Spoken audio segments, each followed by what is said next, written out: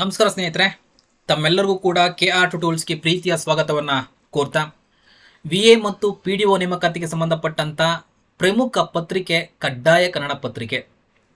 ಈ ಕಡ್ಡಾಯ ಕನ್ನಡ ಪತ್ರಿಕೆಗೆ ಸಂಬಂಧಪಟ್ಟಂತೆ ಅನೇಕ ಜನ ಆಸ್ಪರೆಂಟ್ಸ್ ಅಲ್ಲಿ ಒಂದಿಷ್ಟು ಪ್ರಶ್ನೆಗಳಿರುತ್ತೆ. ಅದರ ಕೂಡ ಮೊದಲ ಪ್ರಶ್ನೆ, ನಾನು ಕಡ್ಡಾಯ ಕನ್ನಡ ಪತ್ರಿಕೆಯನ್ನು ಬರೀಬೇಕಾ ಅನ್ನೋದು ಮೊದಲ ಪ್ರಶ್ನೆ. ಹಾಗಾದರೆ ಯಾರು ಕಡ್ಡಾಯ ಕನ್ನಡ ಪತ್ರಿಕೆಯನ್ನು ಬರೀಬೇಕು ಅನ್ನೋ ಸಂಬಂಧಪಟ್ಟಂಥ ಮಾಹಿತಿಯನ್ನು ಕೊಡ್ತಾ ಹೋಗ್ತೀನಿ. ಹಾಗಾದರೆ ಕಡ್ಡಾಯ ಕನ್ನಡ ಪತ್ರಿಕೆಯನ್ನು ಬರೀಬೇಕು ಅನ್ನೋದಾದರೆ ಯಾವೆಲ್ಲ ಪ್ರಶ್ನೆಗಳನ್ನು ಈ ಒಂದು ಕಡ್ಡಾಯ ಕನ್ನಡ ಪತ್ರಿಕೆಯಲ್ಲಿ ಕೇಳ್ತಾರೆ, ನಾವು ಏನೆಲ್ಲ ಓದಬೇಕಾಗುತ್ತೆ, ಪಠ್ಯಕ್ರಮ ಹೇಗಿರುತ್ತೆ, ಅವುಗಳ ಜೊತೆಗೆ ಒಂದಿಷ್ಟು ಮಾದರಿ ಪ್ರಶ್ನೆ ಪತ್ರಿಕೆ ಅಥವಾ ಓಲ್ಡ್ ಕ್ವಶನ್ ಪೇಪರ್ ಸಂಬಂಧಪಟ್ಟಂತೆ ಒಂದಿಷ್ಟು ಮಾಹಿತಿಯನ್ನು, ಓಲ್ಡ್ ಕ್ವಶನ್ ಪೇಪರ್ಸನ್ನು ಕೂಡ ನಿಮಗೆ ತೋರಿಸ್ಕೊಡ್ತಾ ಹೋಗ್ತೀನಿ. ಯಾವ ರೀತಿ ಪ್ರಶ್ನೆಗಳನ್ನ ಕೇಳಿದ್ರು ಸಂಬಂಧಪಟ್ಟಂಥ ಮಾಹಿತಿಯನ್ನು ಕೂಡ ವಿಶ್ಲೇಷಣೆಯನ್ನು ಮಾಡ್ತಾ ಹೋಗ್ತೀನಿ. ಹಾಗಾಗಿ ವಿಡಿಯೋವನ್ನು ಸ್ಕಿಪ್ ಮಾಡದೆ ಕೊನೆವರೆಗೂ ನೋಡಿರಿ ಅಂತಂದರೆ ನಿಮ್ಮ 10 ಹಲವು ಪ್ರಶ್ನೆಗಳಿಗೆ 10 ಹಲವು ಗೊಂದಗಳಿಗೆ ಕಂಪ್ಲೀಟ್ ಉತ್ತರಗಳು ಸಿಗ್ತಾ ಹೋಗುತ್ತೆ ಅಂತ ಹೇಳ್ತಾ, ಹಾಗೆ ನಮ್ಮ ಚಾನಲನ್ನು ಯಾರಾದರೂ ಕೂಡ ಹೊಸದಾಗಿ ನೋಡ್ತಾ ಇದ್ರೆ ದಯವಿಟ್ಟು ನಮ್ಮ ಚಾನಲನ್ನು ಸಬ್ಸ್ಕ್ರೈಬ್ ಮಾಡ್ಕೊಳ್ಳಿ, ಈಗ ಪಕ್ಕದಲ್ಲಿ ಕಾಣುತ್ತಾ ಬೆಲ್ ಐಕನ್ನ ಪ್ರೆಸ್ ಮಾಡಿ ಅಂತ ಹೇಳ್ತಾ, ಅದೇ ರೀತಿಯಾಗಿ ನಮ್ಮ KR ಟೂಲ್ಸ್ ಕಡೆಯಿಂದ ಅದ್ಭುತವಾಗಿ ನಿಮಗೆ ಟಾಪ್ 1000 MCQ ಅಡಿಯಲ್ಲಿ VA ಮತ್ತು PDO ತರಗತಿಗಳಿಗೆ ಸಂಬಂಧಪಟ್ಟಂತೆ, ನೇಮಕಾತಿಗಳಿಗೆ ಸಂಬಂಧಪಟ್ಟಂತೆ, ಪತ್ರಿಕೆ 1 ಪತ್ರಿಕೆ 2ರ ಸಂಬಂಧಪಟ್ಟಂತ ಬಹು ನಿರೀಕ್ಷಿತ ಪ್ರಶ್ನೋತ್ತರಗಳ ಸರಣಿಯನ್ನು ಮಾಡ್ತಾ ಇದ್ದೀವಿ. ಅದು ಉಚಿತವಾಗಿರುತ್ತೆ ನಮ್ಮ ಈ ಒಂದು ಯೂಟ್ಯೂಬ್ ಚಾನಲಲ್ಲಿ. ಅವುಗಳ ಜೊತೆಲಿ ಇಲ್ಲ ಸರ್ ನಮಗೆ ಪೇಯ್ಡ್ ಕ್ಲಾಸ್ ಬೇಕು, ನಾವು VA ಮತ್ತು PDO ತರಗತಿಗಳಿಗೆ ಸಂಬಂಧಪಟ್ಟಂತೆ ಚಾಪ್ಟರ್ ವೈಸ್ ಕ್ಲಾಸ್ ಬೇಕು ಅನ್ನೋದಾದರೆ ನಾವು KR ಟೂಲ್ಸ್ ಕಡೆಯಿಂದ ಕರ್ನಾಟಕದಲ್ಲಿ ಅತ್ಯಂತ ಕಡಿಮೆ ಶುಲ್ಕದಲ್ಲಿ ಅತ್ಯುತ್ತಮ ಗುಣಮಟ್ಟ ತರಗತಿಗಳನ್ನ ನಿಮಗೋಸ್ಕರ ಕೊಡ್ತಾ ಇದ್ದೀವಿ. ಅತ್ಯಂತ ಕಡಿಮೆ ಶುಲ್ಕ ಅಂದರೆ VA ಮತ್ತು PDO ತರಗತಿಗಳಿಗೆ ಸಂಬಂಧಪಟ್ಟಂತೆ ಯಾರೆಲ್ಲ ಎರಡೂ ಕೂಡ ರೆಡಿ ಆಗ್ತಿದ್ದೀರಾ, ಎರಡೂ ತರಗತಿಗಳು ಸೇರಿ ನಿಮಗೆ ಕೇವಲ 3,000 ರೂಪಾಯಿ ಇರುತ್ತೆ. ಅಂದರೆ VA ಪ್ಲಸ್ PDO ತರಗತಿಗಳು ಸೇರಿ ನಮ್ಮ ಆನ್ಲೈನ್ ತರಗತಿಗಳು ಸಿಗ್ತಾ ಇದೆ, ಕೇವಲ 3,000 ರೂಪಾಯಿಗೆ ನಿಮಗೆ ಕೊಡ್ತಾ ಇದ್ದೀವಿ. ಅದೇ ರೀತಿಯಾಗಿ ಇಲ್ಲ ಸರ್ ನಮಗೆ VA ಮಾತ್ರ ಬೇಕು ಅನ್ನೋದಾದರೆ ಕೇವಲ 2,000 ರೂಪಾಯಿ ನಿಮಗೆ VA ತರಗತಿಗಳನ್ನ ಕೊಡ್ತಾ ಇದ್ದೀವಿ. ನಮ್ಮದೇ ಆ್ಯಪ್ ಇದೆ, ಆ್ಯಪಲ್ಲಿ ಎಲ್ಲವೂ ಕೂಡ ಚಾಪ್ಟರ್ ವೈಸ್ ಅಪ್ಲೋಡ್ ಆಗ್ತಾ ಹೋಗುತ್ತೆ. ನಿಮಗೆ ಮಾಕ್ ಟೆಸ್ಟ್ ಇರುತ್ತೆ, ಮಾದರಿ ಪ್ರಶ್ನೆ ಪತ್ರಿಕೆಗಳ ವಿಶ್ಲೇಷಣೆ ಇರುತ್ತೆ. ಕಂಪ್ಲೀಟ್ ಸ್ಯಾಟಿಸ್ಫೈಡ್ ಸ್ಟೂಡೆಂಟ್ಸ್ ಇದ್ದಾರೆ, ಸುಮಾರು 400+ ಮೆಂಬರ್ಸ್ ಜಾಯ್ನ್ ಆಗಿದ್ದಾರೆ. ಎಲ್ಲರೂ ಕೂಡ ಅದ್ಭುತವಾಗಿ ಕಲಿತಾ ಇದ್ದಾರೆ. ನೀವೇನಾದರೂ ಕೂಡ ಇನ್ನೂ ಜಾಯಿನ್ ಆಗಿಲ್ಲ ಅಂದರೆ ಕೂಡಲೇ ನಮ್ಮ ತರಗತಿಗೆ ಜಾಯಿನ್ ಆಗಿ ನಿಮ್ಮ ಒಂದು ಏನು ಸ್ಟಡಿ ಇದೆ ಸ್ಟಡಿಯನ್ನು ಮಾಡ್ಕೊಂತ ಹೋಗಿ ಅಂತ ಹೇಳ್ತಾ, ಅವುಗಳಿಗೆ ಸಂಬಂಧಪಟ್ಟಂತೆ ಹೆಚ್ಚಿನ ಮಾಹಿತಿ ಬೇಕು ಅಂದರೆ ಕೆಳಭಾಗದಲ್ಲಿ ನಂಬರ್ ಹೋಗ್ತದೆ, ಆ ನಂಬರ್ಗೆ ಸಂಪರ್ಕಿಸಿ. ಅಥವಾ ನೇರವಾಗಿ ನಮ್ಮ ಒಂದು ಡಿಸ್ಕ್ರಿಪ್ಷನ್ ಬಾಕ್ಸಲ್ಲಿ, ಈ ಒಂದು ವಿಡಿಯೋದ ಡಿಸ್ಕ್ರಿಪ್ಷನ್ ಬಾಕ್ಸಲ್ಲಿ ಲಿಂಕನ್ನು ಕೊಟ್ಟಿರ್ತೀವಿ. ಆ ಲಿಂಕನ್ನು ನೀವು ಕ್ಲಿಕ್ ಮಾಡಿದ್ರೆ ಅಲ್ಲೇ ನೀವು ಬೈ ನೌ ಅಂತ ಬರುತ್ತೆ, ಅಲ್ಲೂ ಕೂಡ ಜಾಯಿನ್ ಆಗ್ಬೋದು. ಅಥವಾ ಆ ನಂಬರ್ಗೆ ಏನು ನಂಬರ್ ಬರುತ್ತಲ್ಲ ಅದು ವಾಟ್ಸಪ್ ನಂಬರ್ ಆಗಿರುತ್ತೆ, ಆಯ್ ಅಂತ ಕಳಿಸಿದ್ರೆ ನಿಮಗೆ ನೇರವಾಗಿ ಲಿಂಕ್ ಬರುತ್ತೆ. ಆ ಲಿಂಕನ್ನು ಕ್ಲಿಕ್ ಮಾಡಿಕೊಂಡು ಅಲ್ಲೇ ಬೈ ನೌ ಅಂತ ಬರುತ್ತೆ, ಅಲ್ಲೂ ಕೂಡ ಜಾಯಿನ್ ಆಗ್ಬೋದು. ಅಥವಾ ಮತ್ತೊಂದು ವೇ ಇದೆ, ನೇರವಾಗಿ ನೀವು ಪ್ಲೇಸ್ಟೋರ್ಗೆ ಹೋಗಿ KR ಟೂಟೋರಿಯಲ್ಸ್ ಅಂತ ನೀವು ಅಲ್ಲಿ ಸರ್ಚ್ ಮಾಡಿದ್ರೆ ನಮ್ಮದೇ ಆ್ಯಪ್ ಬರುತ್ತೆ. ಆ್ಯಪನ್ನು ಡೌನ್ಲೋಡ್ ಮಾಡಿಕೊಂಡು ಅಲ್ಲೂ ಕೂಡ ನೀವು ನೇರವಾಗಿ ಪೇಮೆಂಟ್ ಮಾಡಿ ಜಾಯಿನ್ ಆಗ್ಬೋದು. ಓಕೆನಾ? ಇಂತಹ ಅದ್ಭುತ ತರಗತಿಗಳನ್ನ ಮಿಸ್ ಮಾಡ್ಕೊಂಬಿಡಿ ಅಂತ ಹೇಳ್ತಾ, ಈಗ ಮತ್ತೊಂದು ಮೊದಲ ಪ್ರಶ್ನೆ, ಮತ್ತೊಂದು ಅಲ್ಲ ಮೊಟ್ಟ ಮೊದಲ ಬೇಸಿಕ್ ಪ್ರಶ್ನೆ, ಯಾರು ಈ ಒಂದು ಕಡ್ಡಾಯ ಕನ್ನಡ ಪತ್ರಿಕೆಯನ್ನು ಬರೀಬೇಕು, ಯಾರೆಲ್ಲ ಬರೀಬೇಕಾಗುತ್ತೆ ಅಂತ ಸಂಬಂಧಪಟ್ಟಂತ ಮೊದಲಿಗೆ ಆ ಒಂದು ಮಾಹಿತಿ ನಿಮಗೆ ಕೊಡ್ತಾ ಹೋಗ್ತೀನಿ. ಇಲ್ಲಿ ನೋಡಿ, ಅನೇಕ ಜನಗಳಿಗೆ ಒಂದಿಷ್ಟು ಗೊಂದಲ ಇದೆ, ಕಡ್ಡಾಯ ಕನ್ನಡ ಪತ್ರಿಕೆಯನ್ನು ಯಾರು ಬರೀಬೇಕು ಅನ್ನೋದು. ಓಕೆನಾ? ವೆರಿ ಇಂಪಾರ್ಟೆಂಟ್ಲಿ ನೀವು ಗಮನಿಸ್ತಾ ಇದ್ದೀರಾ, ಅನೇಕ ಮಾಹಿತಿಗಳನ್ನ ಕೂಡ ಕೊಡ್ತಾ ಹೋಗಿದ್ದಾರೆ. ಇಲ್ಲಿ ಅದಕ್ಕಿಂತ ಮುಂಚೆ ನಿಮಗೆ ಇವೆಲ್ಲವೂ ಕೂಡ ಗೊತ್ತಿದೆ, ಆದರೆ ಸುಮಾರು ಬಾರಿ ಮಾತಾಡಿದ್ದೀನಿ. ಅಂದರೆ 150 ಗನಿಷ್ಠ ಅಂಕಗಳಿರುತ್ತೆ, ಕನಿಷ್ಠ ಅಂಕಗಳನ್ನ 50 ಅಂಕಗಳನ್ನ ನೀವು ಪಡಿಬೇಕಾಗುತ್ತೆ. ಓಕೆನಾ? ಇವುಗಳಿಗೆ ಸಂಬಂಧಪಟ್ಟಂತೆ ಇದು ಪ್ರಶ್ನೆ ಪತ್ರಿಕೆಗೆ ಸಂಬಂಧಪಟ್ಟಂತೆ ಇಲ್ಲಿ ಯಾರು ಬರೀಬೇಕು ಅನ್ನೋದ್ರೆ ಎಲ್ಲರೂ ಕೂಡ, ಯಾರೆಲ್ಲ ನೀವು ಪೇಪರ್ ಅಥವಾ ಏನು ನಾವು ಫಸ್ಟ್ ಲ್ಯಾಂಗ್ವೇಜ್ ಕನ್ನಡ ಓದಿದ್ದೀವಿ ಸರ್, ಸೆಕೆಂಡ್ ಲ್ಯಾಂಗ್ವೇಜ್ ಕನ್ನಡ ಓದಿದ್ದೀವಿ ಸರ್, ಅಥವಾ ಥರ್ಡ್ ಲ್ಯಾಂಗ್ವೇಜ್ ಕನ್ನಡ ಓದಿದ್ದೀವಿ, ಎಲ್ಲರೂ ಕೂಡ ಬರೀಲೇಬೇಕಾಗುತ್ತೆ. ಫಸ್ಟ್ ಲ್ಯಾಂಗ್ವೇಜ್ ಓದಿದ್ದೀನಿ ಸರ್ ನಾನು ಬರೆಯೋಗಿಲ್ಲ ಅನ್ನೋಂಗಿಲ್ಲ, ಎಲ್ಲರೂ ಬರೀಬೇಕಾಗುತ್ತೆ. ಆದರೆ ವಿಶೇಷ ಸೂಚನೆ ಹೊಂದಿದೆ, ಏನಂದರೆ ಇಲ್ಲಿ ಕನ್ನಡ ಭಾಷಾ ಪರೀಕ್ಷೆಗೆ ಸಂಬಂಧಿಸಿದಂತೆ ಅಭ್ಯರ್ಥಿಗಳು ಈಗಾಗಲೇ ಕರ್ನಾಟಕ ನಾಗರಿಕ ಸೇವಾ ನೇರ ನೇಮಕಾತಿ ಸಾಮಾನ್ಯ ನಿಯಮಗಳು ಅಥವಾ ನಿಯಮಗಳು 2021 ಅಡಿ ಕರ್ನಾಟಕ ಲೋಕಸೇವಾ ಆಯೋಗವು ದಿನಾಂಕ 29/11/2021 ಹಾಗೂ ನಂತರ ನಡೆಸಲಾದಂತಹ ಕನ್ನಡ ಭಾಷಾ ಪರೀಕ್ಷೆಗಳನ್ನು ಬರೆದು ಉತ್ತೀರ್ಣರಾಗಿದ್ದಲ್ಲಿ ಸದರಿ ಫಲಿತಾಂಶವನ್ನು ಈ ಅಧಿಸೂಚನೆಯ ಹುದ್ದೆಗಳ ಕನ್ನಡ ಭಾಷಾ ಪತ್ರಿಕೆಗೆ ಪರಿಗಣಿಸಲಾಗುವುದು. Very important. ಅಂದರೆ 29/11/2022 ಕಡ್ಡಾಯ ಕನ್ನಡ ಪತ್ರಿಕೆ ಯಾರು ಬರೆದಿರಾ, ಅದಾದ ನಂತರ ಒಂದಿಷ್ಟು ಕಡ್ಡಾಯ ಕನ್ನಡ ಪತ್ರಿಕೆಯನ್ನು ಯಾರಾದರೂ ಕೂಡ ಯಾವುದೇ ಒಂದು ಎಕ್ಸಾಮನ್ನು ತೆಗೆದುಕೊಂಡು ಬರೆದಿದ್ರಿ ಕಡ್ಡಾಯ ಕನ್ನಡ ಪತ್ರಿಕೆಯನ್ನು ಅನ್ನೋದಾದರೆ ಆ ಒಂದು ಫಲಿತಾಂಶವನ್ನು ಈ ಒಂದು ರಿಕ್ರೂಟ್ಮೆಂಟ್ಗೆ PDO ಆಗಿರಲಿ VO ನೇಮಕಾತಿಗೆ ಸಂಬಂಧಪಟ್ಟಂತೆ ಕಡ್ಡಾಯ ಕನ್ನಡ ಪತ್ರಿಕೆಗೆ ಸಂಬಂಧಪಟ್ಟಂತೆ ಅದೇ ಫಲಿತಾಂಶವನ್ನು ಪರಿಗಣಿಸ್ತಾರೆ. ಅದರಲ್ಲಿ ಎಲಿಜಿಬಲ್ ಆಗಿದ್ರೆ ಅಂತಂದರೆ ಮತ್ತೊಮ್ಮೆ ಇಲ್ಲಿ ಬರೆಯುವಂಥ ಅವಶ್ಯಕತೆ ಇಲ್ಲ. ಅದನ್ನ ಹೊರತಾಗಿ ಈ ಒಂದು 2022 ಅಂದರೆ 29/11/2022 ಹಿಂಬದಿಯಲ್ಲಿ ಯಾರಾದರೂ ಕೂಡ ನೀವು ಬರ್ದಿಲ್ಲ ಅಥವಾ ಇಲ್ಲಿಯವರು ಕೂಡ ನಾವು ಬರ್ದೇ ಇಲ್ಲ ಅನ್ನೋದಾದ್ರೂ ಕೂಡ ನೀವೆಲ್ಲರೂ ಕೂಡ ಕನ್ನಡ ಕಡ್ಡಾಯ ಭಾಷೆಯನ್ನು ಬರೀಬೇಕಾಗುತ್ತೆ. ಕಡ್ಡಾಯ ಕನ್ನಡ ಪತ್ರಿಕೆಯನ್ನು ಎಲ್ಲರೂ ಕೂಡ ಬರೀಬೇಕಾಗುತ್ತೆ. 29/11/2022 ಮತ್ತು ಆ ನಂತರ ಬರೆದಂಥ ಕಡ್ಡಾಯ ಕನ್ನಡ ಪತ್ರಿಕೆಯಲ್ಲಿ ಯಾರಾದರೂ ಕೂಡ ಎಲಿಜಿಬಲ್ ಆಗಿದ್ರೆ ನೀವು ಮಾತ್ರ ಬರೆಯುವಂಥದ್ದು ಅವಶ್ಯಕತೆ ಇಲ್ಲ ಈ ಒಂದು VA ಮತ್ತು PDOಗಳಿಗೆ ಸಂಬಂಧಪಟ್ಟಂತೆ. ಕ್ಲಿಯರ್ ಆಯ್ತಲ್ಲ. ಸೊ ನಾವು ಬರ್ದೇ ಇಲ್ಲ ಸರ್, ಕಡ್ಡಾಯ ಕನ್ನಡ ಪತ್ರಿಕೆನೇ ಗೊತ್ತಿಲ್ಲ ನಿಮಗೆ ಅಂತಂದ್ರೆ ನೀವು ಬರೀಲೇಬೇಕು. ಅಥವಾ ಬಿಫೋರ್ ದಟ್ 2022 ಏನು ನಂಬರ್ ಕಾಣಿದೆ, ಏನು ಡೇಟ್ ಕಾಣಿದೆ, ಅದರ ಹಿಂಬದಿಯಲ್ಲಿ ಕೂಡ ಎಲಿಜಿಬಲ್ ಆಗಿದ್ರು ಕೂಡ ಈಗ ಬರೀಬೇಕಾಗುತ್ತೆ. ಇದು ಅತ್ಯಂತ ಪ್ರಮುಖ ಮಾಹಿತಿ ಆಗಿರುತ್ತೆ. ಓಕೆ, ನೀವೆಲ್ಲರೂ ಕೂಡ ಬರೀಬೇಕಾಗುತ್ತೆ.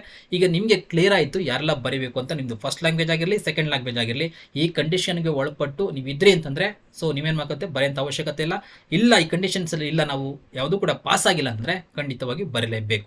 ಓಕೆನಾ, ಕ್ಲಿಯರ್ ಆಯ್ತಲ್ಲ. ಈಗ ನೆಕ್ಸ್ಟ್ ಮುಂದಿನ ಒಂದು ಪ್ರಶ್ನೆ ಏನಂದ್ರೆ ಏನೆಲ್ಲ ಕೇಳ್ತಾರೆ, ಹೇಗೆಲ್ಲ ನಮಗೆ ಅದಕ್ಕೆ ಸಂಬಂಧಪಟ್ಟಂತೆ ಒಂದಿಷ್ಟು ಮಾಹಿತಿ ಇದೆ ಅಂತ ನೋಡ್ತಾ ಹೋಗೋಣ. ಎಸ್, ನಿಮಗೆ ಈಗ ಆಲ್ರೆಡಿ ಇದ್ರ ಬಗ್ಗೆ ಹೇಳ್ತಿದೆ ನೋಡಿ. ಕನ್ನಡ ಕಡ್ಡಾಯ ಭಾಷಾ ಪತ್ರಿಕೆ ಅಥವಾ ಪರೀಕ್ಷೆಗೆ ಸಂಬಂಧಪಟ್ಟಂತ ಪಠ್ಯಕ್ರಮ. ಸೊ ಇಲ್ಲಿ ಏನೆಲ್ಲ ಕೇಳ್ತಂದ್ರೆ ಇಲ್ಲಿ 10th ಎಕ್ಸಾಮ್ಗೆ ಸಂಬಂಧಪಟ್ಟಂತೆ ಅಥವಾ 10th ಪರೀಕ್ಷೆಯ ಕನ್ನಡ ಒಂದು ಭಾಷೆ ಏನಿದೆ, ಪ್ರಥಮ ಭಾಷೆ ಏನಿದೆ, ಆ ಒಂದು ಪ್ರಥಮ ಭಾಷೆಗೆ ಸಂಬಂಧಪಟ್ಟಂತೆ ಆ ಒಂದು ಮಟ್ಟದಲ್ಲಿ 150 ಅಂಕಗಳಿಗೆ ಪ್ರಶ್ನೆ ಪತ್ರಿಕೆ ಇರುತ್ತೆ. ಸೊ ಇದರಲ್ಲಿ ತುಂಬಾ ಕಷ್ಟ ಏನಿರಲ್ಲ. ನೀವು ಎಲ್ಲರೂ ಕೂಡ ಕಡ್ಡಾಯ ಕನ್ನಡ ಭಾಷೆ ಅಂದ ತಕ್ಷಣ ಅದಕ್ಕೆ ಹೆಚ್ಚು ಮೇನ್ ಸಬ್ಜೆಕ್ಟ್ಸ್ ಅನ್ನ ಬಿಟ್ಬಿಟ್ಟು ಈ ಸಬ್ಜೆಕ್ಟ್ಸ್ಗೆ ಹೆಚ್ಚು ನೀವು ಫೋಕಸ್ ಅನ್ನು ಕೊಡುವಂತ ಅವಶ್ಯಕತೆ ಇರಲ್ಲ. ಕೇವಲ 50 ಅಂಕಗಳನ್ನ ಗಳಿಸಬೇಕಾಗುತ್ತೆ. ಆ ದೃಷ್ಟಿಯಿಂದ ತುಂಬಾ ಸುಲಭವಾಗಿರುತ್ತೆ. ನೀವು ಏನು ಕನ್ನಡ ಸಂಬಂಧಪಟ್ಟಂತೆ ನೀವು ಕಲ್ತಿರ್ತೀರಾ ಅದೇ ಇರುತ್ತೆ. ಅತ್ಯಂತ ಸರಳ ಪ್ರಶ್ನೆಗಳು ಇರ್ತವೆ, ಅವುಗಳೆಲ್ಲವನ್ನು ಕೂಡ ನೋಡ್ತಾ ಹೋಗೋಣ. ಸೊ ಏನೆಲ್ಲ ಪ್ರಶ್ನೆ ಪತ್ರಿಕೆ ಇರುತ್ತೆ ಅನ್ನೋದು ನೋಡಿದ್ರೆ ಫಸ್ಟಿಗೆ ಕನ್ನಡ ವ್ಯಾಕರಣಾಂಶ. ಅಂದ್ರೆ ಕನ್ನಡ ವ್ಯಾಕರಣಾಂಶ ಅಂದ ತಕ್ಷಣ ಇಲ್ಲಿ ಏನಾಗುತ್ತೆ ಅಂದ್ರೆ ಎಲ್ಲವೂ ಕೂಡ ತುಂಬಾ ಡೀಪ್ ಆಗಿ ನಿಮಗೆ ಏನಾದರೂ ಕೂಡ ಕನ್ನಡ ವ್ಯಾಕರಣಕ್ಕೆ ಸಂಬಂಧಪಟ್ಟಂತೆ ಪ್ರಶ್ನೆಗಳನ್ನ ಕೇಳಲ್ಲ. ಲೈಕ್ ಇಲ್ಲಿ ಏನಾಗುತ್ತೆ ಅಂದ್ರೆ ಕೆಲವೊಂದಿಷ್ಟು ವಿರುದ್ಧಾರ್ಥಕ ಪದಗಳು ಅಥವಾ ಒಂದು ಅರ್ಥಗಳಾಗಿರ್ಲಿ, ತತ್ಸಮ ತದ್ಭವ ಆಗಿರಲಿ, ಅಥವಾ ಬಿಡಿಸಿ ಬರೆಯಿರಾಗಿರಲಿ, ಈ ರೀತಿಯಾಗಿ ಏನು ಮಾಡ್ತಾ ಹೋಗ್ತಾರೆ ಒಂದಿಷ್ಟು ಆಬ್ಜೆಕ್ಟಿವ್ ಟೈಪ್ಸ್ ಆಫ್ ಕ್ವಶನ್ಸ್. ಅಂದ್ರೆ ಆಬ್ಜೆಕ್ಟಿವ್ ಅಂದ್ರೆ ಅಲ್ಲಿ ಒಂದು ಅಂಕದ ಪ್ರಶ್ನೆಗಳು ಬರ್ತವೆ, ಒಂದು ವಾಕ್ಯದ ಪ್ರಶ್ನೆಗಳು ಅಥವಾ ಒಂದು ಅಂಕದ ಪ್ರಶ್ನೆಗಳು ಅಂತ ಬರ್ತವೆ. ಆ ರೀತಿಯಾಗಿ ಏನು ಮಾಡ್ತಾ ಹೋಗ್ತಾರೆ, ಎದುರುಗಳ ಮೇಲೆ ಪ್ರಶ್ನೆಗಳನ್ನ ಕೇಳ್ತಾರೆ. ಸುಮಾರು ಒಂದು 20 ರಿಂದ 25 ಪ್ರಶ್ನೆಗಳು ಇವುಗಳ ಮೇಲೆ ಇರುತ್ತೆ. ಅಂದ್ರೆ ಕನ್ನಡ ವ್ಯಾಕರಣಾಂಶ ಅಂದ್ರೆ ನಿಮ್ಗೆ ಹೇಳಿದೆ, ಇಲ್ಲಿ ವಿರುದ್ಧಾರ್ಥಕ ಪದಗಳಾಗಿರ್ಲಿ, ಅರ್ಥಗಳಾಗಿರ್ಲಿ, ತತ್ಸಮ ತದ್ಭವ ಆಗಿರಲಿ, ಒಂದಿಷ್ಟು ಬಿಡಿಸಿ ಬರೆಯರಾಗಿರ್ಲಿ, ಇವುಗಳಿಗೆ ಸಂಬಂಧಪಟ್ಟಂತ ಪ್ರಶ್ನೆಗಳು ಇರ್ತವೆ. ಇದು ಒಂದು ಅಂಕದ ಪ್ರಶ್ನೆಗಳಾಗಿರುತ್ತೆ. ಮುಂದೆ ನಿಮ್ಗೆಲ್ಲವೂ ಕೂಡ ಮಾದರಿ ಪ್ರಶ್ನೆ ಪತ್ರಿಕೆಯನ್ನು ತೋರಿಸ್ತೀನಿ ಅಥವಾ ಓಲ್ಡ್ ಕ್ವಶನ್ ಪೇಪರ್ನ ತೋರಿಸ್ತೀನಿ, ಅಲ್ಲೆಲ್ಲವೂ ಕೂಡ ಎಕ್ಸ್ಪ್ಲೇನ್ ಮಾಡ್ತೀನಿ. ಓಕೆನಾ. ನೆಕ್ಸ್ಟ್ ಯಾವುದಕ್ಕೆ ಸಂಬಂಧಪಟ್ಟಂತೆ ಇರುತ್ತೆ ಅಂದ್ರೆ ಪ್ರಬಂಧಕ್ಕೆ ಸಂಬಂಧಪಟ್ಟಂತೆ. ಅಂದ್ರೆ ಇತ್ತೀಚಿನ ಘಟನೆಗಳಿಗೆ ಸಂಬಂಧಪಟ್ಟಂತ ಒಂದಿಷ್ಟು ಪ್ರಬಂಧವನ್ನ ಬರೀರಿ ಅಂತ ಕೇಳ್ತಾರೆ. ಅನೇಕ ವಿಷಯಗಳನ್ನ ಕೊಡ್ತಾರೆ, 4-5 ವಿಷಯಗಳನ್ನ ಕೊಡ್ತಾರೆ. ಆ 4 ವಿಷಯಗಳಿಗೆ ನಿಮಗೆ ಯಾವುದು ವಿಷಯ ಸೂಕ್ತವಾಗಿದೆ, ನಿಮಗೆ ಯಾವುದು ಚೆನ್ನಾಗಿ ಗೊತ್ತು ವಿಷಯ, ಆ ಒಂದು ವಿಷಯಗಳಿಗೆ ಸಂಬಂಧಪಟ್ಟಂತೆ ಪ್ರಬಂಧವನ್ನ ಬರೀರಿ ಅಥವಾ ಬರಿಬೇಕಾಗುತ್ತೆ ನೀವು. ಓಕೆ, ನೀವು ಆಯ್ಕೆ ಮಾಡಿಕೊಂಡು ಬರಬೇಕಾಗುತ್ತೆ. ಅದಕ್ಕೆ ಸಂಬಂಧಪಟ್ಟಂತೆ ನಿಮಗೆ ಪ್ರಬಂಧವನ್ನ ಹೇಗೆ ಬರೀಬೇಕು, ಯಾವೆಲ್ಲ ವಿಷಯಗಳನ್ನ ಕೇಳುವುದು, ಯಾವೆಲ್ಲ ಘಟನಾವಳಿಗಳು ಇತ್ತೀಚೆಗೆ ನಡೆದಿವೆ, ಅವುಗಳಿಗೆ ಸಂಬಂಧಪಟ್ಟಂತೆ ಮುಂದಿನ ಒಂದು ವಿಡಿಯೋಗಳಲ್ಲಿ ನಾವೆಲ್ಲವನ್ನು ಕೂಡ ಸವಿಸ್ತಾರವಾಗಿ ತಿಳಿಸ್ಕೊಡ್ತಾ ಹೋಗ್ತೀನಿ. ಈಗ ಇಷ್ಟು ಮಾಹಿತಿಯನ್ನು ತಿಳ್ಕೊಂತ ಹೋಗಿ. ನೆಕ್ಸ್ಟ್ ಮತ್ತೊಂದು ಪ್ರಶ್ನೆ ಅಂದ್ರೆ ಸಂಕ್ಷಿಪ್ತ ಲೇಖನ ಅಥವಾ ಗದ್ಯದ ಸಾರಾಂಶವನ್ನ ಬರೆಯುವುದು ಅಂತ ಕೇಳ್ತಾರೆ. ಅಂದ್ರೆ ಪಿಸ್ಸೆ ರೇಟಿಂಗ್ ಅಂತ ಕರಿತೀವಿ. ಒಂದಿಷ್ಟು ಪ್ಯಾರಾಗ್ರಾಫ್ ಅನ್ನ ಕೊಡ್ತಾರೆ, ಪ್ಯಾರಾಗ್ರಾಫ್ ಅನ್ನ ಓದಿಕೊಂಡು ಆ ಪ್ಯಾರಾಗ್ರಾಫ್ ಅಲ್ಲಿ ಏನು ಅರ್ಥ ಇದೆ ಆ ಅರ್ಥವನ್ನ ಗೆಡದಂತೆ ಒಂದಿಷ್ಟು ಲಿಮಿಟೆಡ್ ವರ್ಡ್ಸ್ ಅಲ್ಲಿ ಬರೀಬೇಕಾಗುತ್ತೆ. ಅದಕ್ಕೆ ಸಂಬಂಧಪಟ್ಟಂತ ಪ್ರಶ್ನೆಗಳನ್ನ ಕೇಳ್ತಾರೆ. ಓಕೆನಾ. ನೆಕ್ಸ್ಟ್ ಮುಂದುವರೆದು ನೋಡೋದಾದ್ರೆ ಭಾಷಾಂತರ. ಅಂದ್ರೆ ಇಂಗ್ಲಿಷ್ ಟು ಕನ್ನಡ ಭಾಷಾಂತರಕ್ಕೆ ಸಂಬಂಧಪಟ್ಟಂತೆ ಪ್ರಶ್ನೆ ಕೇಳ್ತಾರೆ, ಅಥವಾ ನಾವು ಭಾಷಾಂತರ ಮಾಡಬೇಕಾಗುತ್ತೆ. ಭಾಷಾಂತರ ಅಂದ ತಕ್ಷಣ ನೀವು ತುಂಬಾನೇ ತಲೆ ಕೆಡ್ಸ್ಕೊಳ್ಳೋದು ಅವಶ್ಯಕತೆ ಇಲ್ಲ. ನಮ್ಗೆ ಇಂಗ್ಲಿಷ್ ಗೊತ್ತೇ ಇಲ್ಲ ಸರ್, ಸೊ ಇಂಗ್ಲಿಷ್ ಗೊತ್ತೇ ಇಲ್ಲ ಅಂದ್ರೆ ಏನ್ ಮಾಡಬೇಕು, ಅಟ್ಲೀಸ್ಟ್ ಓದೋದಕ್ಕೆ ಬಂದ್ರೆ ಸಾಕು, ಒಂದಿಷ್ಟು ಬೇಸಿಕ್ ಅರ್ಥ ಆದ್ರೆ ಸಾಕು. ಯಾವ ರೀತಿ ಬರೀಬೇಕು ಅನ್ನೋದು ಕೂಡ ನಿಮಗೆ ಮುಂದಿನ ಹಂತದಲ್ಲಿ ಹೇಳ್ಕೊಡ್ತಾ ಹೋಗ್ತೀನಿ. ಓಕೆನಾ. ನೆಕ್ಸ್ಟ್ ಅದೇ ರೀತಿಯಾಗಿ ಪತ್ರಲೇಖನ. ಅಂದ್ರೆ ಪತ್ರಲೇಖನಕ್ಕೆ ಸಂಬಂಧಪಟ್ಟಂತೆ ಫಾರ್ಮಲ್ ಲೆಟರ್ ಆಗಿರಲಿ, ಇನ್ಫಾರ್ಮಲ್ ಲೆಟರ್ ಆಗಿರಲಿ, ಇವುಗಳಿಗೆ ಸಂಬಂಧಪಟ್ಟಂತ ಮಾಹಿತಿನ ನೀವು ತಿಳ್ಕೊಬೇಕಾಗುತ್ತೆ. ಅವುಗಳನ್ನ ಪ್ರಶ್ನೆಗಳನ್ನ ಕೇಳ್ತಾರೆ. ಆನಂತರ ನೆಕ್ಸ್ಟ್ ನೋಡೋದಾದ್ರೆ ನುಡಿಗಟ್ಟುಗಳಾಗಿರಲಿ, ಗಾದೆಗಳ ಒಂದು ಅರ್ಥ ಸ್ವಾರಸ್ಯವನ್ನು ಬರೆಯೋದಕ್ಕೆ ಸಂಬಂಧಪಟ್ಟಂತೆ ಪ್ರಶ್ನೆಗಳನ್ನ ಕೇಳ್ತಾರೆ. ಸೊ ಅವುಗಳನ್ನ ಯಾವ ರೀತಿ ಕೇಳ್ತಾರೆ ಅನ್ನೋದು ಕೂಡ ನಿಮಗೆ ಮುಂದೆ ಎಲ್ಲವೂ ಕೂಡ ತಿಳಿಸ್ಕೊಡ್ತಾ ಹೋಗ್ತೀನಿ ಹಳೆ ಪ್ರಶ್ನೆ ಪತ್ರಿಕೆಯಲ್ಲಿ. ಹಾಗೆ ಮುಂದುವರೆದು ನೋಡೋದಾದ್ರೆ ಒಂದಿಷ್ಟು ಸ್ವಂತ ವಾಕ್ಯದಲ್ಲಿ ಬರೆಯಿರಿ. ಅಂದ್ರೆ ಒಂದಿಷ್ಟು ವಾಕ್ಯಗಳನ್ನ ಕೊಡ್ತಾರೆ ಅಥವಾ ಒಂದಿಷ್ಟು ಪದವನ್ನ ಕೊಡ್ತಾರೆ. ಆ ಪದವನ್ನ ಅರ್ಥ ಮಾಡಿಕೊಂಡು ಆ ಒಂದು ಪದದ ಅರ್ಥ ಏನಿದೆ ಅಥವಾ ಆ ನುಡಿಗಟ್ಟಿನ ಅರ್ಥ ಏನಿದೆ ಅವುಗಳನ್ನ ಅರ್ಥ ಮಾಡಿಕೊಂಡು ನಾವು ಸ್ವಂತ ವಾಕ್ಯದಲ್ಲಿ ಬರೀಬೇಕಾಗುತ್ತೆ. ಅದು ಕೂಡ ವೆರಿ ಇಂಪಾರ್ಟೆಂಟ್ ಇರುತ್ತೆ. ಆ ನಂತರ ಮುಂದುವರೆದು ನೋಡೋದಾದ್ರೆ ಕನ್ನಡ ಕವಿಗಳ ಬಗ್ಗೆ ಒಂದಿಷ್ಟು ಮಾಹಿತಿನ ಕೇಳ್ತಾರೆ. ಅತ್ಯಂತ ಬೇಸಿಕ್ ಪ್ರಶ್ನೆಗಳಿರ್ತವೆ. ಸೊ ಅವು ಪ್ರಶ್ನೆಗಳಿಗೆ ಸಂಬಂಧಪಟ್ಟಂತೆ ಒಂದು ವಾಕ್ಯದಲ್ಲಿ ಅಥವಾ ಒಂದಿಷ್ಟು ಪದಗಳಲ್ಲಿ ಬರೆಯುವಂಥದ್ದು ಇರುತ್ತೆ, ಅವುಗಳನ್ನು ಕೂಡ ಬರೀಬೇಕಾಗುತ್ತೆ. ಸೊ ಇಷ್ಟು ಮ್ಯಾಕ್ಸಿಮಮ್ ಅಂದ್ರೆ ಈ ಒಂದು ಎಲ್ಲವನ್ನು ಗಮನಿಸಿದಾಗ ಈ ಒಂದು ಏನು ಪಠ್ಯಕ್ರಮ ಕಾಣಿದೆ ಇದರ ಅಡಿಯಲ್ಲಿ ಪ್ರಶ್ನೆಗಳನ್ನ ಕೇಳುವಂಥ ಚಾನ್ಸಸ್ ಹೆಚ್ಚಾಗಿರುತ್ತೆ. ಸೊ ಇವುಗಳನ್ನ ನೋಡಿಕೊಂಡು ಅಂದ್ರೆ ಇವೆಲ್ಲವನ್ನು ಕೂಡ ಹಳೆ ಪ್ರಶ್ನೆ ಪತ್ರಿಕೆಯನ್ನು ನೋಡಿಕೊಂಡು ವಿಶ್ಲೇಷಣೆ ಮಾಡಿ ಈ ಒಂದು ಪಠ್ಯಕ್ರಮವನ್ನು ನಿಮ್ಗೆ ಹೇಳ್ತಾ ಇದ್ದೀನಿ. ಆ ದೃಷ್ಟಿಯಿಂದ ಇದರಲ್ಲಿ ಬರುವಂತಹ ಎಲ್ಲವನ್ನು ವಿಚಾರಗಳನ್ನ ಓದ್ಕೊಟ್ರಿ ಅಂತಂದ್ರೆ ಕಡ್ಡಾಯ ಕನ್ನಡ ಭಾಷೆಗೆ ಸಂಬಂಧಪಟ್ಟಂತ ಒಂದಿಷ್ಟು ತಯಾರಿ ನಿಮಗೆ ಆಗುತ್ತೆ. ಅದ್ಭುತವಾಗಿ ಅಂಕಗಳನ್ನ ಗಳಿಸಬಹುದು. 50 ಅಂಕಗಳಲ್ಲ, ನಿಮಗೆ 120+ ಅಂಕಗಳನ್ನ ಮೇಲೆ ಇವುಗಳೆಲ್ಲ ಓದಿರಂತಂದ್ರೆ 200% 120 ನೀವು ಅಂಕಗಳನ್ನ ಗಳಿಸಿರ ನೋ ಡೌಟ್ಸ್. ಅದ್ರ ಬಗ್ಗೆ ಭಯ ಪಡೋಂಥ ಅವಶ್ಯಕತೆ ಇಲ್ಲ. ಜಸ್ಟ್ ನೀವು ಬೇಸಿಕ್ ಅನ್ನ ಓದ್ಕೊಂಡ್ರೆ ಸಾಕು, ಆರಾಮಾಗಿ ನೀವೆಲ್ಲರೂ ಕೂಡ ಎಲಿಜಿಬಲ್ ಆಗಿ ಆಗ್ತಾರೆ. ಯಾಕೆಂದ್ರೆ ಈ ಒಂದು ಸ್ಕೋರ್ ಅನ್ನ ನಿಮ್ಮ ಒಂದು ಮೆರಿಟ್ಗೆ ಕನ್ಸಿಡರ್ ಮಾಡಲ್ಲ. ಜಸ್ಟ್ ನೀವು ಎಲಿಜಿಬಲ್ ಆಗಬೇಕಾಗುತ್ತೆ 50 ಅಂಕಗಳನ್ನ ತೆಗೆದುಕೊಂಡು 150 ಅಂಕಗಳಲ್ಲಿ. ಓಕೆನಾ. ಹಾಗಾಗಿ ತುಂಬಾ ತಲೆ ಕೆಡಿಸ್ಕೊಂಡು ಇದಕ್ಕೆ ಹೆಚ್ಚು ಫೋಕಸ್ ಅನ್ನ ಮಾಡೋದಕ್ಕೆ ಹೋಗ್ಬೇಡಿ. ಸೊ ನಿಮ್ಗೆಲ್ಲ ಕೂಡ ಕಾನ್ಫಿಡೆನ್ಸ್ ಆಗಿರಿ, 100% ಎಲ್ಲರದು ಆಗುತ್ತೆ. ನನ್ ಕನ್ನಡ ಗೊತ್ತೇ ಇಲ್ಲ ಅನ್ನೋರು ಕೂಡ ಜಸ್ಟ್ ಓದ್ಕೊಂಡ್ರೆ ಸಾಕು, ನಿಮ್ಗೂ ಕೂಡ ಎಲಿಜಿಬಲ್ ಆಗ್ತೀರಾ, ನೋ ಡೌಟ್ ಅಂತ ಹೇಳ್ತಾ ಈಗ ನೋಡ್ತಾ ಹೋಗೋಣ ಯಾವೆಲ್ಲ ರೀತಿಯಾಗಿ ಪ್ರಶ್ನೆಗಳನ್ನ ಕೇಳುವುದು, ಇವುಗಳ ಪಠ್ಯಕ್ರಮಕ್ಕೆ ಅನುಗುಣವಾಗಿ ಹಳೆ ಪ್ರಶ್ನೆ ಪತ್ರಿಕೆ ಯಾವ ರೀತಿಯಾಗಿ ಇದೆ ಅನ್ನೋದನ್ನ ನಿಮ್ಗೆಲ್ಲವನ್ನು ಕೂಡ ಈಗ ತಿಳಿಸ್ಕೊಡ್ತಾ ಹೋಗ್ತೀನಿ. ಎಸ್, ನೋಡ್ತಾ ಹೋಗೋಣ ಅದನ್ನ. ಸೊ ಒಂದಿಷ್ಟು ವೇಟ್ ಮಾಡ್ತಾ ಹೋಗಿ. ನೋಡಿ, ಈಗ ನಿಮಗೆ ಈ ಒಂದು ಕಡ್ಡಾಯ ಕನ್ನಡ ಪತ್ರಿಕೆ ಏನ್ ಕಾಣ್ತಾ ಇದೆ, ಇದು 2018ಕ್ಕೆ ಸಂಬಂಧಪಟ್ಟಂತದ್ದು. 2018ಕ್ಕೆ ಸಂಬಂಧಪಟ್ಟಂತೆ ಈ ಒಂದು ಪ್ರಶ್ನೆ ಪತ್ರಿಕೆ ಆಗಿದೆ. ನೋಡಿ, ಇಲ್ಲಿ ಕಡ್ಡಾಯ ಕನ್ನಡ ಭಾಷಾ ಪತ್ರಿಕೆಗೆ ಸಂಬಂಧಪಟ್ಟಂತೆ 150 ಅಂಕಗಳು, ಅದೇ ರೀತಿಗೆ 50 ಅಂಕಗಳನ್ನ ತೆಗೆಯಲೇಬೇಕಾಗುತ್ತೆ. ಸೊ ಯಾವ ರೀತಿಯಾಗಿ ಪ್ರಶ್ನೆಗಳನ್ನ ಕೇಳಿದ್ದಾರೆ, ಒಂದಿಷ್ಟು ಸೂಚನೆಗಳನ್ನ ಕೊಡ್ತಾ ಹೋಗಿದರೆ ಸೂಚನೆಗಳನ್ನ ಓದ್ಕೊಂತ ಹೋಗಿ ಅವುಗಳಿಗೆ ಸಂಬಂಧಪಟ್ಟಂತೆ ಮತ್ತೊಂದು ದಿನ ನಿಮಗೆ ಪ್ರಶ್ನೆ ಪತ್ರಿಕೆಯನ್ನೇ ಬಿಡಿಸ್ತಾ ಹೋಗ್ತೀನಿ. ಅಂದ್ರೆ ಓಲ್ಡ್ ಕ್ವಶನ್ ಪೇಪರ್ಸ್ ಅನ್ನ ಕಡ್ಡಾಯ ಕನ್ನಡ ಪತ್ರಿಕೆಗೆ ಸಂಬಂಧಪಟ್ಟಂತೆ ಇನ್ನೊಂದು ವಿಡಿಯೋದಲ್ಲಿ ನಿಮಗೆ ಬಿಡಿಸ್ಕೊಡ್ತಾ ಹೋಗ್ತೀನಿ. ಈಗ ಜಸ್ಟ್ ನೋಡ್ಕೊಂತ ಹೋಗೋಣ ಏನೆಲ್ಲ ಕೇಳ್ತಾರೆ ಅಂತ. ಇಲ್ಲಿ ನೋಡಿ, ಮೊದಲಿಗೆ ಸಂಬಂಧಪಟ್ಟಂತೆ ಮೊದಲನೇ ಪ್ರಶ್ನೆ ವಿಭಾಗ ಏನಲ್ಲಿ ಏನಿದೆ ಅಂದ್ರೆ ಒಂದಿಷ್ಟು 300 ಶಬ್ದಗಳಿಗೆ ಸಂಬಂಧಪಟ್ಟಂತ ಪ್ರಬಂಧವನ್ನ ಬರೆಯಿರಿ ಅಂತ ಕೇಳಿದ್ದಾರೆ. ಓಕೆನಾ, ಇಲ್ಲಿ 4 ಆಯ್ಕೆಗಳನ್ನ ಕೊಟ್ಟಿದ್ದಾರೆ, 4 ವಿಷಯಗಳನ್ನ ಕೊಟ್ಟಿದ್ದಾರೆ. ಆ 4 ವಿಷಯಗಳಲ್ಲಿ ನಿಮ್ಗೆ ಯಾವುದು ಸೂಕ್ತವಾಗಿದೆ ಆ ಒಂದು ವಿಷಯವನ್ನ ಆಯ್ದುಕೊಂಡು ನೀವು ಒಂದಿಷ್ಟು 300 ಶಬ್ದಗಳಿಗೆ ಸಂಬಂಧಪಟ್ಟಂತ ಪ್ರಬಂಧವನ್ನ ಬರೆಯಬೇಕಾಗುತ್ತೆ. ಸೊ ಇಲ್ಲೊಂದಿಷ್ಟು ನಿಮಗೆ ಹ್ಯಾಂಡ್ ರೈಟಿಂಗ್ ಪ್ರಾಕ್ಟೀಸ್ ಆಗಬೇಕಾಗುತ್ತೆ, ಸ್ಪೀಡ್ ಅಪ್ ಬರೆಯೋದಕ್ಕೆ. ಯಾಕಂದ್ರೆ ವಿತಿನ್ ನಾವು ಟೈಮ್ ಅಲ್ಲಿ ನಾವು ಇವೆಲ್ಲವನ್ನು ಕೂಡ 150 ಅಂಕಗಳಿಗೆ ಬರೆಯೋದ್ರಿಂದ ಒಂದಿಷ್ಟು ನಿಮಗೆ ಟ್ರೈನ್ ಅಥವಾ ನೀವು ಪ್ರತಿನಿತ್ಯ ಅಭ್ಯಾಸವನ್ನ ಮಾಡಬೇಕಾಗುತ್ತೆ. ಈ ಒಂದು ಪ್ರಬಂಧಗಳ ಮೇಲಾಗಿರಲಿ ಅಥವಾ ಬರೆಯೋದ್ರ ಮೇಲಾಗಿರಲಿ ಒಂದಿಷ್ಟು ನೀವೇನ್ ಮಾಡಬೇಕಾಗುತ್ತೆ ಅಂದ್ರೆ ಫೋಕಸ್ ಮಾಡಿ ಒಂದಿಷ್ಟು ಪ್ರಾಕ್ಟೀಸ್ ಅನ್ನ ಮಾಡ್ತಾ ಹೋಗಿ. ಸೊ ಪ್ರಬಂಧಕ್ಕೆ ಸಂಬಂಧಪಟ್ಟಂತೆ ನಿಮ್ಗೆ ಅರ್ಥ ಆಯ್ತು. ಸೊ ಇತ್ತೀಚಿನ ಪ್ರಚಲಿತ ಘಟನೆಗಳನ್ನ ಅಥವಾ ಯಾವೆಲ್ಲ ಘಟನೆಗಳು ನಡೆದಿದೆ ಅವುಗಳ ಮೇಲೆ ಒಂದಿಷ್ಟು ಪ್ರಬಂಧಗಳನ್ನ ಕೇಳ್ತಾರೆ. ಆ ದೃಷ್ಟಿಯಿಂದ ಅವುಗಳ ಬಗ್ಗೆ ನೀವು ಸ್ಟಡಿಯನ್ನ ಮಾಡಿ. ಓಕೆನಾ. ನೆಕ್ಸ್ಟ್ ಎರಡನೇದು ಏನಾಗುತ್ತೆ ಅಂದ್ರೆ ಗದ್ಯವನ್ನ, ಅಂದ್ರೆ ಇಲ್ಲಿ ಗದ್ಯ ಭಾಗವನ್ನ ಕೊಟ್ಟಿರ್ತಾರೆ, ಅದನ್ನು ಓದಿಕೊಂಡು ಒಂದಿಷ್ಟು ಪ್ರಶ್ನೆಗಳಿಗೆ ಉತ್ತರವನ್ನ ಬರೆಯಬೇಕಾಗುತ್ತೆ. ಲೈಕ್ ಪ್ಯಾರಾಗ್ರಾಫ್ ಅನ್ನ ಕೊಟ್ಟಿರ್ತಾರೆ, ಪ್ಯಾರಾಗ್ರಾಫ್ ಅನ್ನ ಓದ್ಕೊಳ್ಳೋದು ಆ ಕಥೆಯ ರೂಪದಲ್ಲಿರುತ್ತೆ ಅಥವಾ ಒಂದಿಷ್ಟು ಅನೇಕ ವಿಷಯಗಳನ್ನ ಒಳಗೊಂಡಿರುತ್ತೆ. ಅವುಗಳಿಗೆ ಸಂಬಂಧಪಟ್ಟಂತೆ ನಿಮ್ಗೆ ಎಲ್ಲ ಗೊತ್ತೇ ಇದೆ. ಈಗ ಆಲ್ರೆಡಿ 6ನೇ ಕ್ಲಾಸ್ ಇಂದ ಹಿಡ್ಕೊಂಡು ಅಪ್ ಟು PUC ಅಥವಾ ಡಿಗ್ರಿವರೆಗೂ ಕೂಡ ಇಂಥ ಪ್ರಶ್ನೆಗಳನ್ನ ನಾವು ಫೇಸ್ ಮಾಡಿರ್ತೀವಿ. ಅಥವಾ ಅನೇಕ ಕಾಂಪಿಟೇಟಿವ್ ಎಕ್ಸಾಮ್ಸ್ ಅಲ್ಲೂ ಕೂಡ ಈ ಒಂದು ಅನೇಕ ರೀತಿಯಾಗಿ ಗದ್ಯವನ್ನ ಕೊಟ್ಟಿರ್ತಾರೆ, ಅದನ್ನ ಓದ್ಕೊಂಡು ನಾವು ಉತ್ತರವನ್ನ ಬರೆಯಬೇಕಾಗುತ್ತೆ. ಇದು ಕೂಡ ಸುಲಭವಾಗಿರುತ್ತೆ. ಇಲ್ಲೇ ಕೊಟ್ಟಿರುವಂತಹ ಮಾಹಿತಿಯನ್ನ ಓದಿಕೊಂಡು ಸೊ ಅದಕ್ಕೆ ಸಂಬಂಧಪಟ್ಟ ಮಾಹಿತಿಯನ್ನ ಅಥವಾ ಉತ್ತರವನ್ನ ಬರೀಬೇಕಾಗುತ್ತೆ. ಅದು ನೆಕ್ಸ್ಟ್ ಪ್ರಶ್ನೆ ಇರುತ್ತೆ. ಇದರಲ್ಲಿ ಸಂಬಂಧಪಟ್ಟಂತೆ 1 ಪ್ರಶ್ನೆಗಳು ಇರುತ್ತೆ, 2 ಅಂದ್ರೆ 2, ಅದೇ ರೀತಿಯಾಗಿ 3 ಪ್ರಶ್ನೆಗಳು. ನೆಕ್ಸ್ಟ್ ನೋಡ್ತಾ ಹೋಗೋಣ 4 ಪ್ರಶ್ನೆಗಳು. ಕಂಪ್ಲೀಟ್ ಆಗಿ 5 ಪ್ರಶ್ನೆಗಳಿದೆ. ಅದೇ ರೀತಿಯಾಗಿ ನೋಡಿ, ಒಟ್ಟಾರೆಯಾಗಿ 5 ಪ್ರಶ್ನೆಗಳನ್ನ ಅವುಗಳ ಮೇಲೆ ಕೇಳ್ತೇನೆ, ಅವುಗಳಿಗೆ ಸಂಬಂಧಪಟ್ಟಂತೆ ಓದಿಕೊಂಡು ಉತ್ತರವನ್ನ ಬರೆಯಬೇಕಾಗುತ್ತೆ. ಗದ್ಯದ ಮೇಲೆ ಇರುತ್ತೆ. ನೆಕ್ಸ್ಟ್ ಇಲ್ಲಿ ಪಿಕ್ಚರ್ ರೇಟಿಂಗ್ ಅಥವಾ ಸಾರಾಂಶವನ್ನ ಬರೆಯೋದು ಅಥವಾ ಗದ್ಯದ ಸಾರವನ್ನ ಬರೆಯೋದು ಅಂತ ಕರಿತೀವಿ, ಸಂಕ್ಷಿಪ್ತ ಲೇಖನ ಅಂತ ಕರಿತೀವಿ. ಸೊ ಇಲ್ಲಿ ಕೊಟ್ಟಿರುವಂತ ಅನೇಕ ಒಂದು ಪ್ಯಾರಾಗ್ರಾಫ್ ಅನ್ನ ಕೊಟ್ಟಿರ್ತಾರೆ, ಅವುಗಳಿಗೆ ಸಂಬಂಧಪಟ್ಟಂತೆ ಅದನ್ನ ಓದ್ಕೊಂಡು ಸೊ ಈ ಒಂದು ಪ್ಯಾರಾಗ್ರಾಫ್ ಅರ್ಥವನ್ನ ಅರ್ಥಗೆಡದಂತೆ ಸೊ ನಿಮ್ಮಲ್ಲಿರುವಂತಹ ಒಂದು ಏನು ಪದ ಸಂಪತ್ತನ್ನ ಬಳಸಿಕೊಂಡು 120 ಶಬ್ದಗಳಿಗೆ ಇಲ್ಲಿ ಕೊಟ್ಟಿರುವಂತದ್ದು ಅನೇಕ ಶಬ್ದಗಳನ್ನ ಒಳಗೊಂಡಿರುತ್ತೆ. ಸುಮಾರು ನಿಮಗೆ ಪ್ಯಾರಾಗ್ರಾಫ್ ಅನ್ನು ನೋಡ್ತಾ ಹೋದ್ರೆ ಸುಮಾರು 300-400 ಶಬ್ದಗಳ ಮೇಲಿರುತ್ತೆ.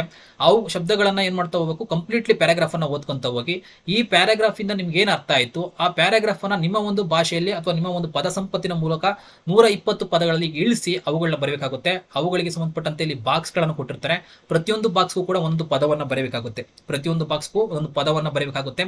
ಇವುಗಳ ಮೇಲೆ ಕೂಡ ನಾನು ಮುಂದಿನ ತರಗತಿಯಲ್ಲಿ ಅಥವಾ ಮುಂದಿನ ಒಂದು ವಿಡಿಯೋಗಳನ್ನ ಮಾಡ್ತಾ ಹೋಗ್ತೀನಿ, ಯಾವ ರೀತಿ ಬರೀಬೇಕು, ಹೇಗಿನ ಪದಗಳನ್ನ ಆಯ್ಕೆ ಮಾಡ್ಕೊಬೇಕು.